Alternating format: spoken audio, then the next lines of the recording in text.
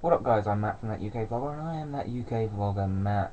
So today, this video, what we're going to be talking about is revision guides, revision tips and exam tips, because if you're in the UK at least, and you're in year 10 or year 11, you will obviously know that the GCSE period is upon us.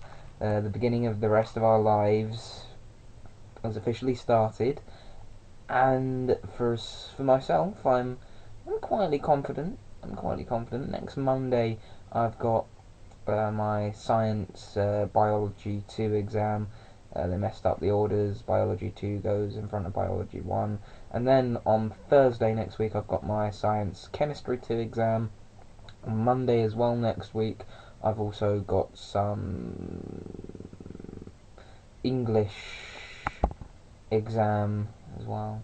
So it's all pretty examined up. So basically what this video is going to tell you is my 5 tips on how to revise, how to, hey look at that, how to revise and how to pretty much answer questions and stuff. So number 5 on the revision tips, look at that, who needs fancy graphics when you can have a hand? Number 5. So yeah, number 5 is deep breaths. Deep breaths.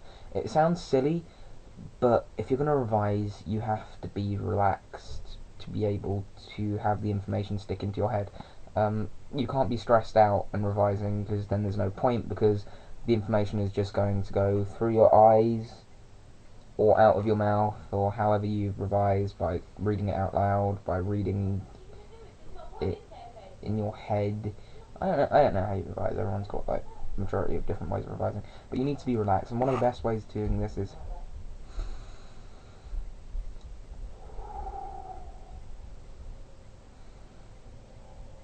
you just need to breathe. Maybe count to 10. Like, some people can't count to 10 for some reason. It makes them laugh a hell of a lot. But yeah, that's number 5. Just breathe deep, relax. That'll help you revise. Number 4. Number 4 is another simple one. It's don't do all of your revision at once, because there are a lot of people, like I was talking to a mate yesterday, he revised for 3 hours solid.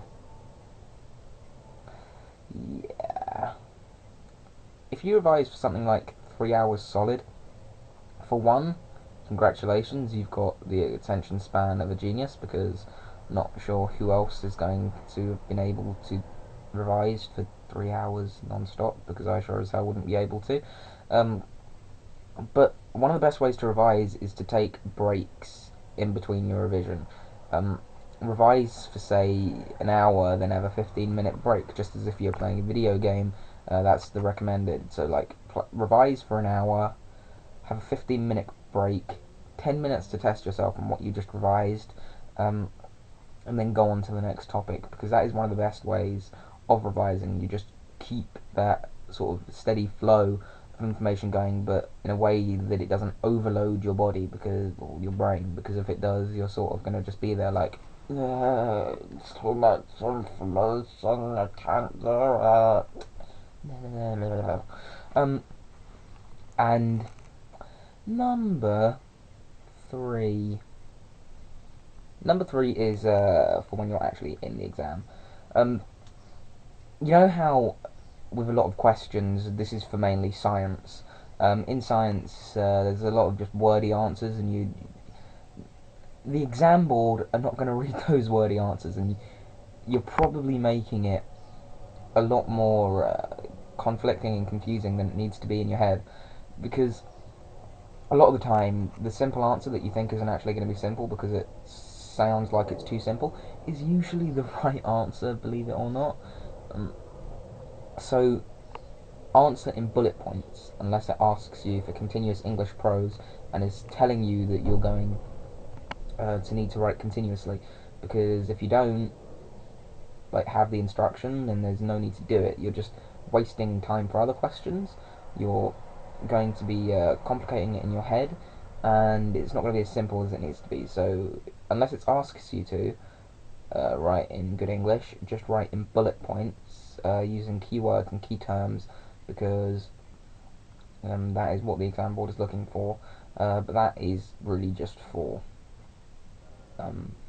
science, really. Number 2. When you're revising, don't revise something that you're incredibly good at more than something that you're incredibly bad at. Because I know myself, a lot of the time, if I know that I'm bad at something, I won't revise it as much because I find it tedious and hard to do. But that is the total wrong way to go about things, because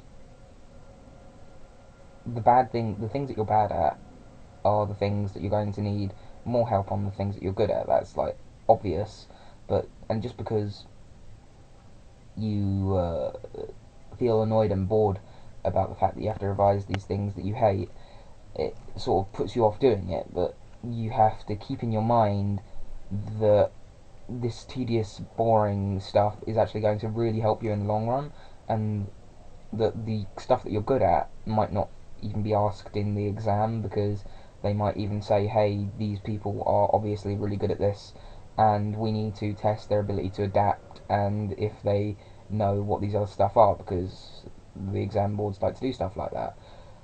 But anyway, here's the big one. The big one is number 1.